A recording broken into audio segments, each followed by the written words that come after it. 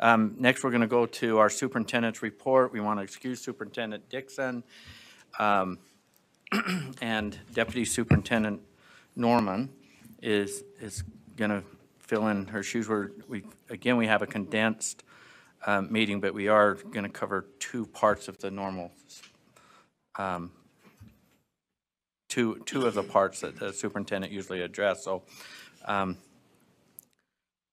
we'll turn the time over to Deputy Superintendent Norman.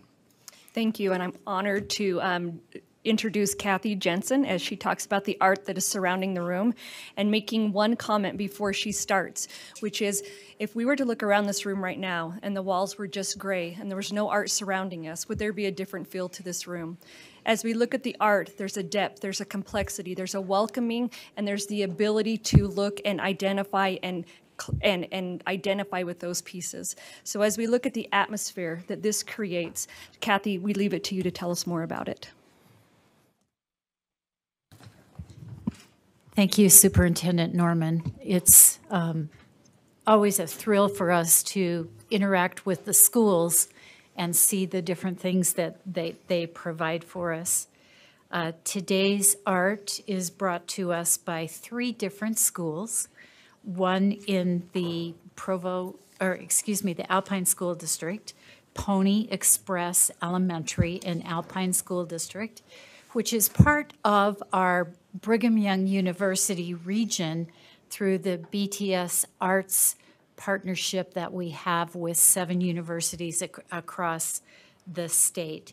And I just point out that bringing this each month takes all of our partners, our USBE team, our university partner teams, and then the boots on the ground in the schools with our arts educators and the districts that support them.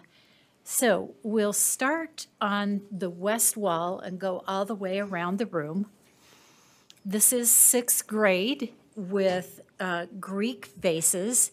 The students studied ancient civilizations and how the ancient vases were created. Instead of putting ancient symbols, the students recreated their own stories and images of their stories. I looked closely at one of them, and I saw words on one of the vases, and it said this: "I was bad at art, but I practiced and got better. The end."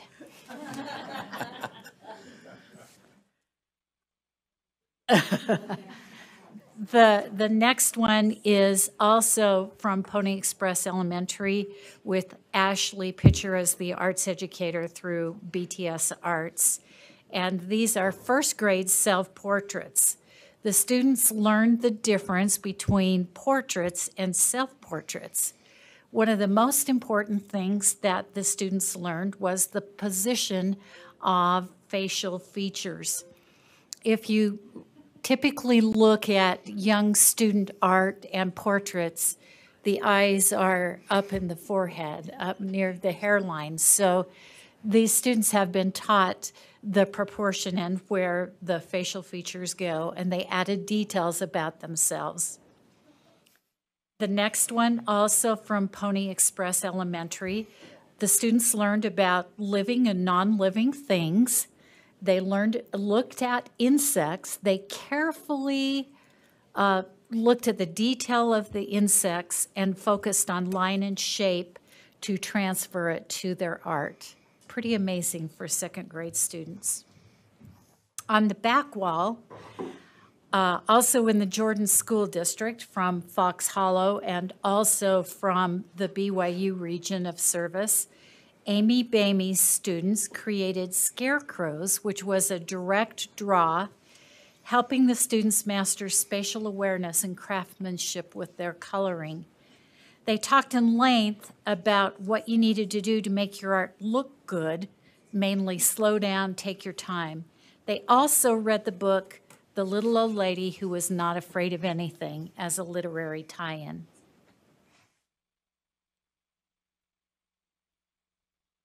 From Fox Hollow with Amy Bamey, the portraits were done in a Tim Burton style. They were able to link a living artist to art, which got the students excited about creating when they really realized that he was the creator of one of their favorite movies, Nightmare Before Christmas. So you see that they replicated that style as well.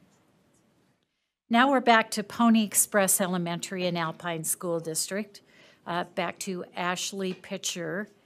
And on the east wall, we have fifth grade students who did United States history symbols with added lines and shapes. And if you look closely to this, this had to be at least a two-step process where the students put color on the background and then painted over with black paint, so the images are actually scratched into the second layer of the paint.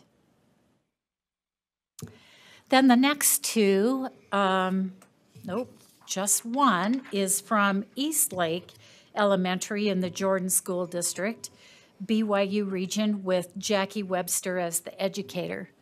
First grade artists drew flowers in a vase using pencil, crayon, and markers. They learned about different parts of the flower and how there are so many different types of flowers. They were able to look at and study real sunflowers in a vase. Every time they came to class, they studied the parts of the flowers carefully. Students were taught and guided on how to draw different styles of flowers and added their own creativity. Back to Fox Hollow, the chalk landscapes are a study of warm and cool colors. The students chose to have either warm or cool land, and then the opposite for the sky. They also talked about space and background, foreground, and middle ground. Thank you for the opportunity to present the art from these three schools, the Jordan School District, Alpine School District, and the BYU region.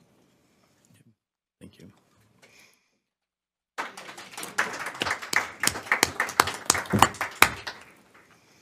Thank you, Kathy. As I look around the room, there's some that I don't know that I could replicate as well. There's the Opportunity to present the art from these three schools, the Jordan School District, Alpine School District, and We're on. Next, we're going to be doing the Employee of the Month, and if we could have Kelsey Gressman come up.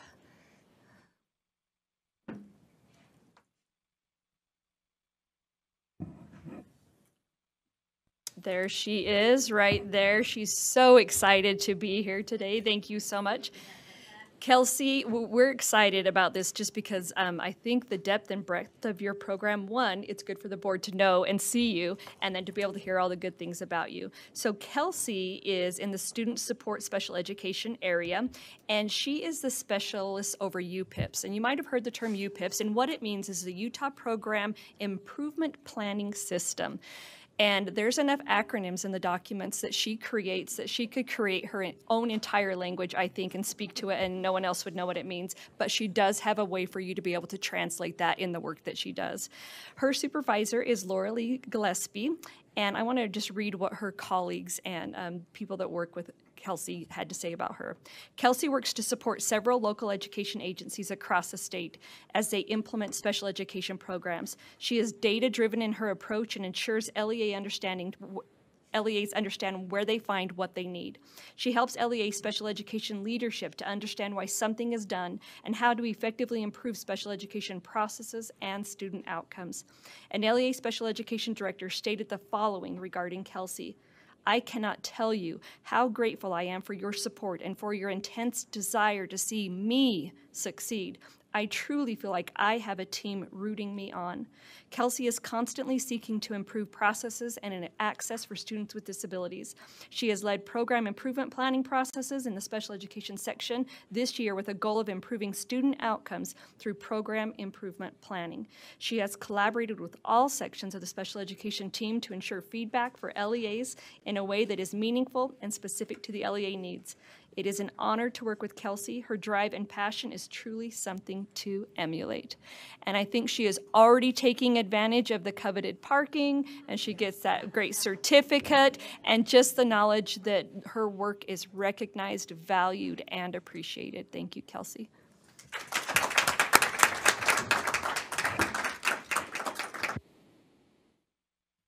Thank you, Dr. Norman.